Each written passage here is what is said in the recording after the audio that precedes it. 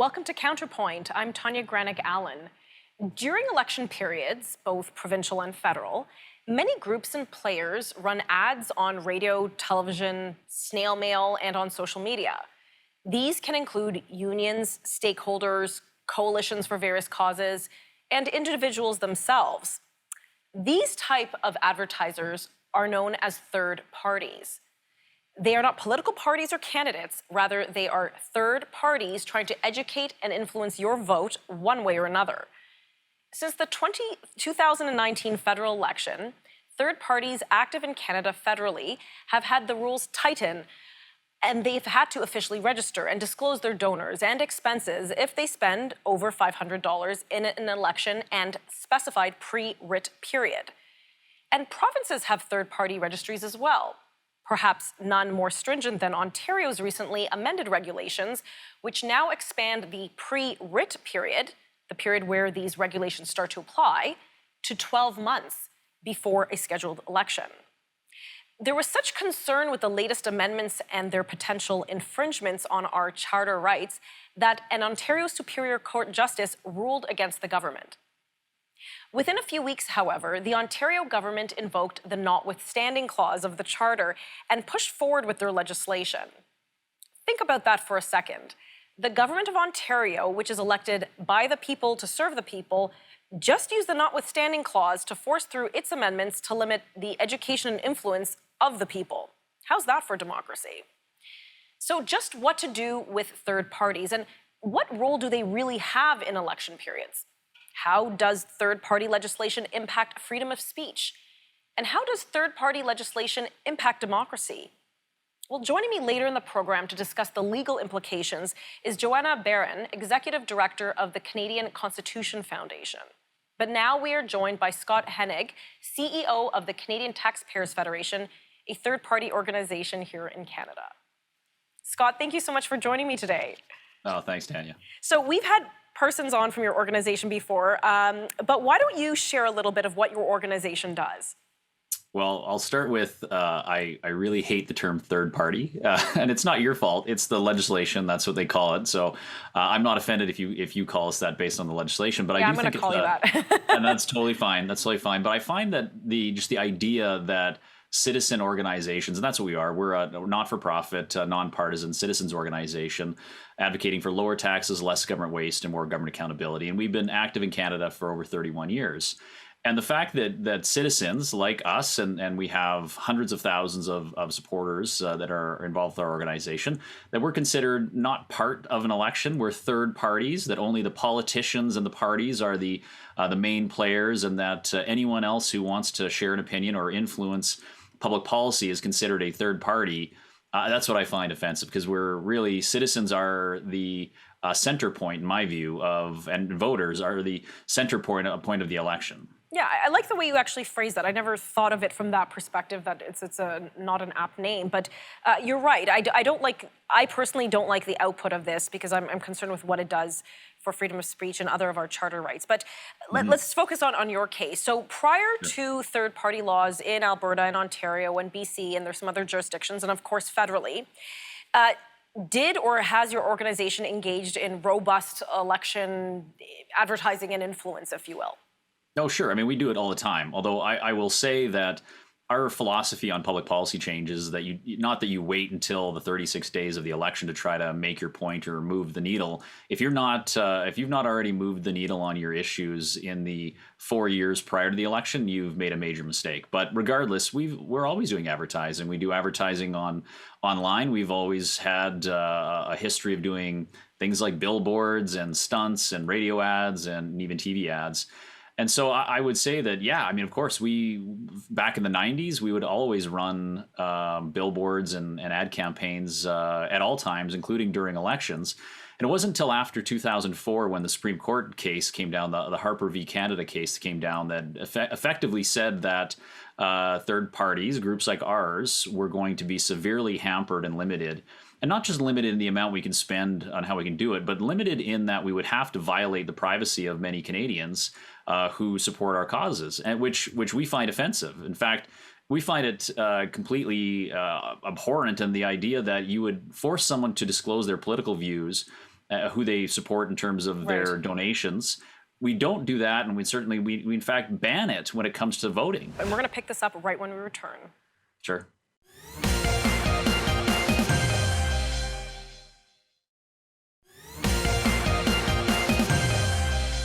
Welcome back. We're discussing third-party advertising, third-party election advertising, and of course we're in a federal election period right now, and joining me is the CEO of the Canadian Taxpayers Federation, Scott Hennig. Scott, before we went to commercial, you brought up a very important point, and again, I'll be joined by Joanna Baron later, who will discuss a lot of the legal implications, but this is a practical one for Canadians.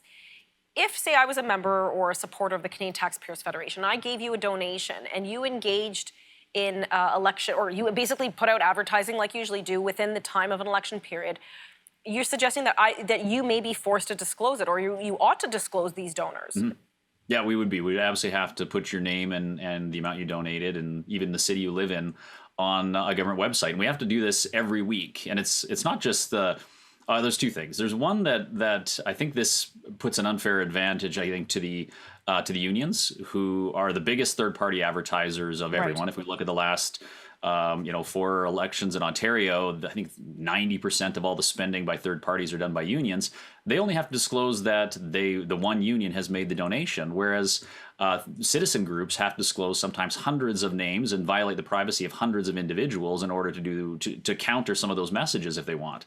So it's certainly not a level playing field, and puts privacy rights certainly at question. So it would be fair to say then these amendments to the Elections Act have had severe restrictions on your organization's activities. Yeah, for sure. I mean, we don't advertise during elections, although we are technically right now a third-party not the Canadian Taxpayers Federation, but a group that we helped establish, Albertans Against Equalization, and that's for the referendum that's happening in Alberta on October 18th. The government's asking a question about effectively renegotiating the Constitution on the grounds of equalization. We're in favor of this referendum. We hope people vote yes. So we've set up a group and we're hoping to bring in some other groups. And that's why we set up a separate group, is we're hoping to bring in other organizations to be partners in this organization. But just setting that up, we had to go and get incorporated. We had to go and create a board. We had to go open up a new bank account. We had to register with the Alberta government. Then we had to change our registration from a third-party advertiser to a referendum advertiser. We had to transfer the money to a different account. And then because there's a federal election happening, and because equalization is a federal issue, we're now having to register as a third party, this other organization, as a third-party advertiser in the federal election, despite the fact that we're already disclosing all this information on one government website. It's now going to be the exact same information on a second government website. I mean, because we have overlapping of elections, and you're a federal organization, right? Absolutely, yeah. It's on a federal issue. If it was just on an Alberta issue, we wouldn't have to do that. But because it's equalization, it's a federal issue, we, out of an abundance of caution, are registering with both. Right. Well, that sounds smart. You mentioned Alberta, and I think I can bring this up, but your organization, the CTF, you were fined in 2019. Tell us what happened there. Well, we put billboards up right outside of the Elections Alberta office with the intention of getting charged so that we would be able to take a case to court. Our lawyers said that if we just tried to challenge the laws being unconstitutional, we may not get standing, but if we were charged, we definitely would. So we are going to go to court. We've had a court date that keeps getting pushed over and over with expectations that things might change, but they're certainly not. And I would argue, you said in your opener, that I think Ontario has some of the most onerous laws. I would argue Alberta has the most restrictive laws in the country when it comes to citizens advertising. It's not just 12 months prior to the election, it's 4 years prior to election, that if you want to do any advertising, it's not just partisan advertising. This isn't just like go vote for Jason Kenney or go vote for Rachel Notley in the NDP.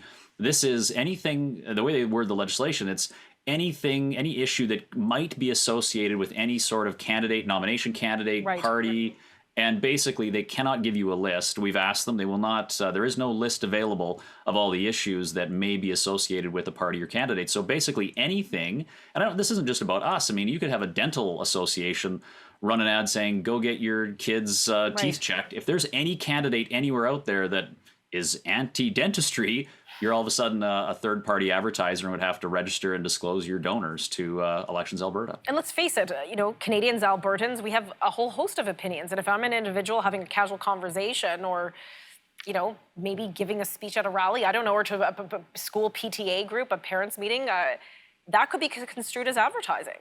Well, so if you haven't spent any money, for the most part, you're fine. So like we can send out our magazine to our supporters because that's something we do all the time. We can send emails to our supporters because that's something we do all the time, and there's no additional cost to us. But I can't buy a $500 Facebook ad, which wouldn't get me that far, or I couldn't buy even I look at some of these limits at the federal level. You can't spend more than $4,500 in any one riding. In downtown Toronto, you can't buy anything in downtown Toronto in terms of advertising for less than that.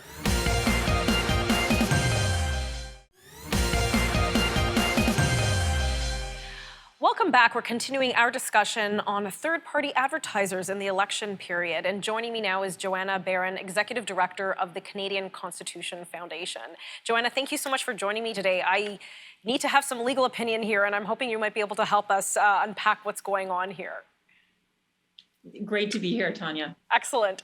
So I recall the first time I had heard of third-party advertising restrictions, and this must have been because I live in Ontario. It would have been prior to the 2018 Ontario provincial election. And then, of course, we went into 2019 election, and there were restrictions there. So this kind of became a little bit of part of my world, and I understood a little bit of this.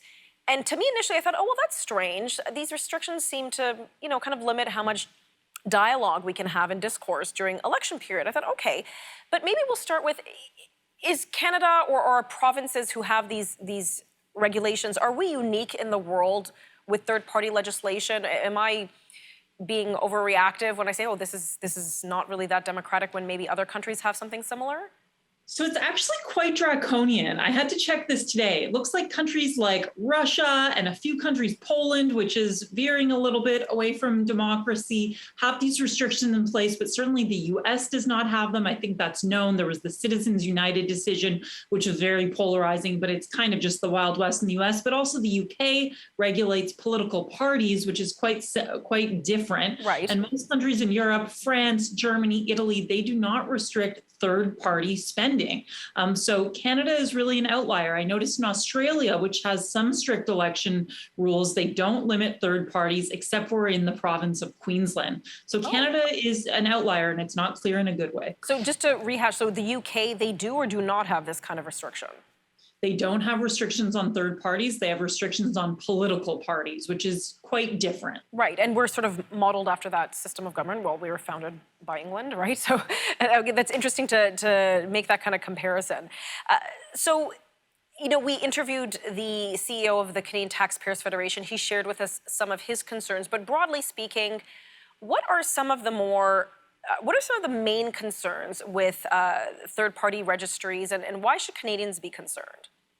Well, they're essentially gag laws. We know that they tend to protect incumbents by tending to silence or at very least make debate much more difficult. But and I'm sure that the CEO that you spoke to got into this, the bureaucratic details that you need to get into in order to register as a registered third party are extremely onerous. You need to register with a chief financial officer. You need to hire professional auditors. You need to provide a full reporting. And this means that sort of ordinary citizens groups, grassroots citizens groups that have a genuine interest in the issues, they're going to automatically be repelled from issue advertising, which is just speaking about any issue in society that's important to us.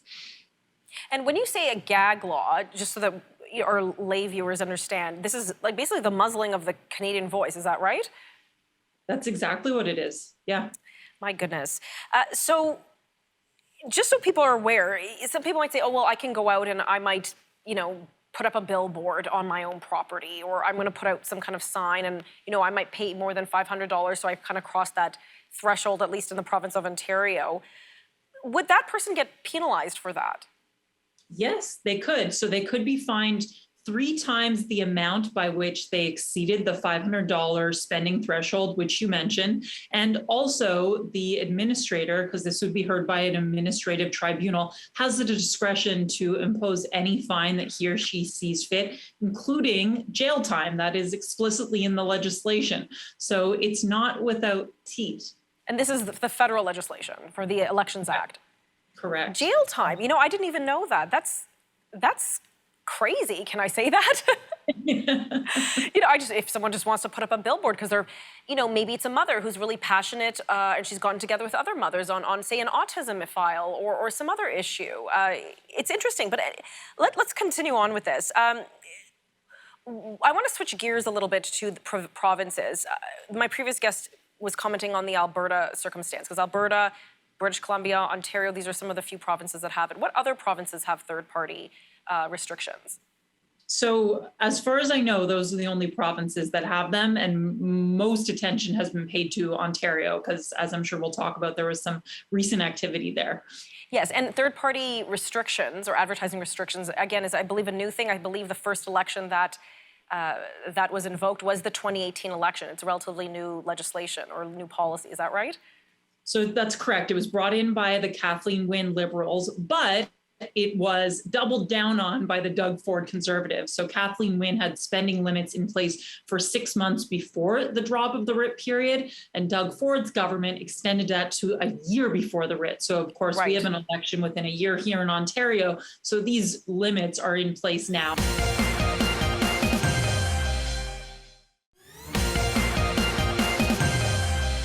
Welcome back. We're in the middle of a federal election, and as such, we're discussing all things election-related, and one of them are third-party advertisers. Joining me again is Joanna Baron, Executive Director of the Canadian Constitution Foundation. Joanna, just before we went to break, we started talking about Ontario and how they, as a province, have, you know, Elections Ontario governs its advertising, and you said very well that they doubled down on the previous government's regulations. Explain some of these new, stricter regulations around third-party advertisers. So they brought in more mandatory reporting requirements. So for example, for every $1,000 that a registered group spends, remember there's still the rule that if you spend over $500, you have to register. Very easy to do if you look at the cost of taking out ads. You have to send a report to Elections Ontario. But probably the thing that got the most attention was this 1 year period. So essentially the chill is in place for up to a year before the writ is dropped. And that raised some eyebrows, ended up in a court challenge brought by the group Working Families, which represents unions and particularly teachers' unions. Right. And it was struck down as unconstitutional by a judge of the Superior Court just this past June. So here you have the government saying, we're going to make these amendments to the Elections Act here in Ontario. You have a Superior Court justice saying, no dice, this is not acceptable. What were the grounds in which he struck it down? So what he looked at, he thought that, yes, it's a valid purpose. He understands that you want to level the playing field, but it was really that it was a charter infringement. And here we're looking at the right to free expression. And political expression is at the core of the guarantee of free expression, of course. And the question was, wasn't there a more minimally impairing way to do this, given that 1 year is vastly disproportionate to what every other jurisdiction, including federal jurisdiction, does in this country? The Ontario government simply could not justify putting the chill down the year before the election. So the justice said, this is not minimally impairing. This is struck down as of no force and effect. And what was the Ontario government's infamous response? Well, the next day they said we are reinstituting the legislation, invoking the notwithstanding clause, which was an interesting use of their political capital. Yeah, actually, in my opener, I mentioned that to use the notwithstanding clause, and some may perceive it, and perhaps this justice was one of them, that you're using the notwithstanding clause, which is a charter tool, if you will, to chill democracy. And the fact that this could be used for that was kind of shocking and eyebrow-raising for many Canadians. Yeah, it really seems like it's very rare that governments invoke the notwithstanding clause. It's historically only happened on a few very rare occasions. Of course, in Quebec, it's more routinely invoked, but Right. that's sort of a different story. But it seemed really odd that they would go out on a limb for this. Famously, the other time it was invoked, but it never actually had to be adopted, was in the context of the Toronto City Council case, where there was a challenge about the reduction in the number of wards, and Doug Ford was determined to do that irrespective of the constitutionality. Turned out it wasn't unconstitutional, but you sort of see how that would be an issue that he would be willing to go out on a limb for, with reducing bureaucratic waste and whatever. But it certainly seemed to be a miscalculation, in my opinion, to invoke it for this legislation. And so to be clear, this is the first time a government in Ontario has invoked this clause. That's correct. Okay, so that's quite shocking. Again, it's such a rare instrument to use. So I guess to sum up our discussion, because we only have 45 seconds left, does this sort of party restriction, I can probably anticipate your answer, does this sort of party advertising restriction, does it help or hinder democracy, and how? Well, I think what is so wonderful about Canada is that we're such a diverse country. We have communities and individual citizens who have such a plurality of voices and opinions. And this law is going to make it functionally impossible for them to gather and express those opinions. It's not going to change the impact of corporations, because corporations can afford to go through the paperwork and hire someone to deal with the bureaucracy. But it's small coalition groups and the grassroots that are really going to be chilled by this immediately. And so I think it is a danger to free speech. Wow. Well, on that note, I think we'll stop there. But thank you so much, Joanna, for helping us again unpack this complicated but very important election regulation. Thank you, Tanya.